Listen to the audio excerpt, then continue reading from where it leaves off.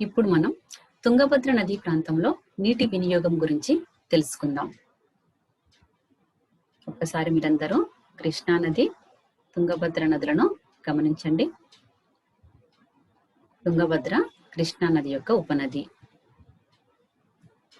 పశ్చిమ కనుమలు చూశారు కదా. తుంగభద్ర నది పశ్చిమ కనుమలలో పుడుతుంది.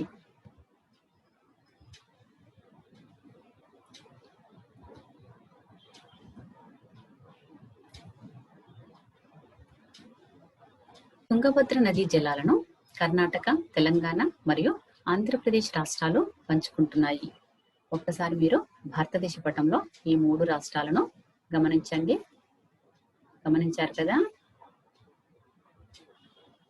నదీ పరివాహక ప్రాంతం, ఎగువ మధ్య పరివాహక ప్రాంతాలు కర్ణాటకలో ఉన్నాయి. దిగువ పరివాహక ప్రాంతం తెలంగాణ, ఆంధ్రప్రదేశ్ రాష్ట్రాలలో ఉన్నది. ఈ రాష్ట్రాలలో వ్యవసాయ భూమి ఎక్కువ.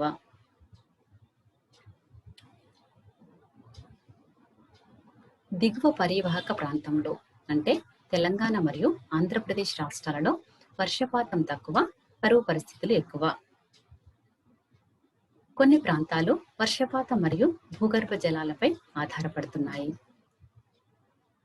మిగిలిన ప్రాంతాలు తుంగభద్ర ఆనకట్ట క్రింద నిర్మించిన కాలువల ద్వారా వచ్చే ఉపరితల నీటిపై ఆధారపడుతున్నాయి. ఈ 2 రకాల ప్రాంతాలలో నీటి లభ్యతలో తేడా ఉన్నది. ఒక్కసారి మీరు గమనించండి. ఇక్కడ చూసినట్లయితే కాలువల ద్వారా వ్యవసాయం జరుగుతున్నది. ఇక్కడ భూగర్భ జలాల ద్వారా వ్యవసాయం జరుగుతున్నది. ఎక్కడైతే కాలువల ద్వారా వ్యవసాయం జరుగుతుందో అక్కడ నీటి సమస్యలు ఉండవు. అదే వర్షపాతం మరియు భూగర్భ జలాల పైన వ్యవసాయం చేస్తున్నట్లయితే ఎక్కువ సమస్యలు ఉండేటువంటి అవకాశం ఉన్నది. తుంగభద్ర నదీ పరివాహక ప్రాంతంలో అడవులు ఏ రకంగా క్షీణించిపోతున్నాయి, అడవుల క్షీణత వల్ల ఎటువంటి ప్రభావం కలుగుతున్నదో చూద్దాం. క్షీణత.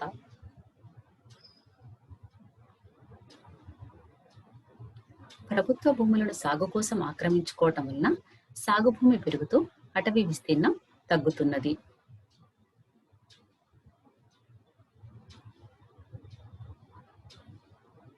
చెట్లను విస్తృతంగా నరికివేయటం, గనులను తవ్వటం వలన అడవులు క్షీణిస్తున్నాయి. అడవులు క్షీణించడం వల్ల ఎటువంటి ప్రభావం కలుగుతున్నదో చూద్దాం. అమూల్యమైన జంతు వృక్ష సంపద అంతరించిపోతున్నది. భూగర్భ జలాలు తగ్గుతున్నాయి.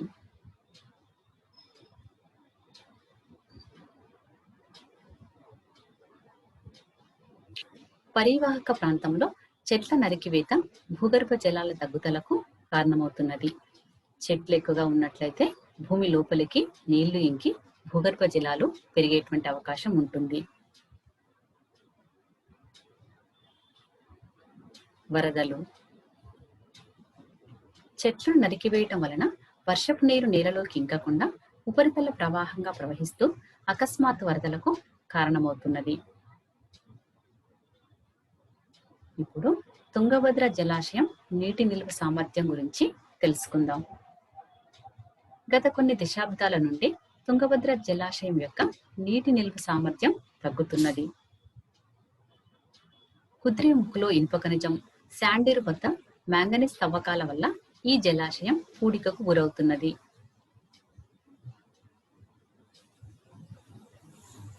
మళ్ళీ ఒకసారి తుంగభద్ర జలాశయం నీటి నిల్వ సామర్థ్యం తగ్గడానికి కారణాలను చూద్దాం. గనుల తవ్వకం, దుమ్ము, నేల కోత, ఇంకా వ్యర్థ పదార్థాలు. అర్థమైంది కదా. గనుల తవ్వకం, దుమ్ము, నేల కోత మరియు వ్యర్థ పదార్థాల వల్ల తుంగభద్ర జలాశయం యొక్క నీటి నిల్వ సామర్థ్యం తగ్గుతున్నది. నదీ జలాల పంపిణీ సమస్యలు.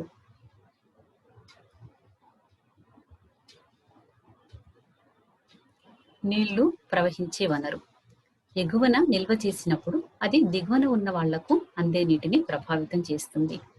రాష్ట్ర ప్రభుత్వాల మధ్య ఒప్పందం ప్రకారం నీటిని పంచుకుంటారు. అయినప్పటికీ ఈ జలాల పంపిణీలో సమస్యలు వస్తూనే ఉన్నాయి. తుంగభద్ర నదీ జలాల పంపిణీలో కూడా ఆయా రాష్ట్రాల మధ్య వివాదాలు ఉన్నాయి. కేవలము తుంగభద్ర మాత్రమే కాదు, దేశంలో ఉన్నటువంటి ఇంకా కొన్ని రాష్ట్రాల మధ్య కూడా నదీ జలాల పంపిణీ సమస్యలు ఉన్నాయి. వాటిని వీలైనంత తొందరగా ఆయా రాష్ట్ర ప్రభుత్వాలు చర్చించుకొని పరిష్కరించుకుంటే బాగుంటుంది.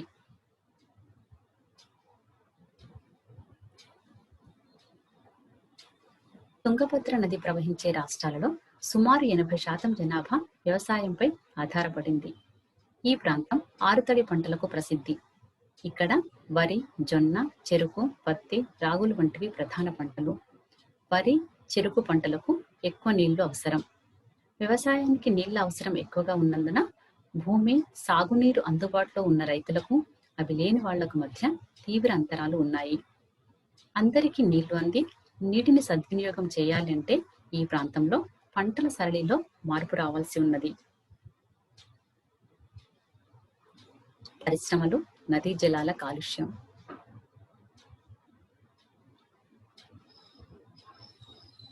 పారిశ్రామికీకరణ మరియు పట్టణీకరణ వల్ల కొందరి జీవన ప్రమాణాలు పెరిగినప్పటికీ కాలుష్యం మాత్రం విపరీతంగా పెరిగిపోయింది. నదీ పరివాహక ప్రాంతంలో ఉన్న పరిశ్రమలు చట్టాలను సమర్థవంతంగా అమలు చేయకపోవడం వల్ల నదీ వ్యవస్థ తీవ్ర కాలుష్యానికి గురవుతున్నది. చివరగా నీటి వినియోగంలో వైరుధ్యాల గురించి తెలుసుకుందాం. ఒక ప్రాంతంలోని వివిధ వర్గాల మధ్య వ్యవసాయం, పరిశ్రమలు, తాగునీరు వంటి రంగాల మధ్య వైరుధ్యాలు ఉన్నాయి. చూడండి ఒక్కసారి మళ్ళీ.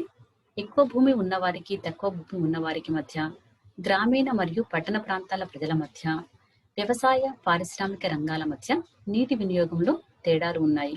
ఇవే కాకుండా ఇంకా సురక్షిత తాగునీరు లభించటంలో కూడా నీటి వైరుధ్యం ఉన్నది. ఇప్పటికీ కూడా అందరికీ సురక్షిత నీరు అందటం లేదు. కాబట్టి ఈ వైరుధ్యాలన్నింటినీ తొలగించుకొని నీటిని అందరికీ అందుబాటులోకి తేవాల్సినటువంటి అవసరం చాలా ఉన్నది.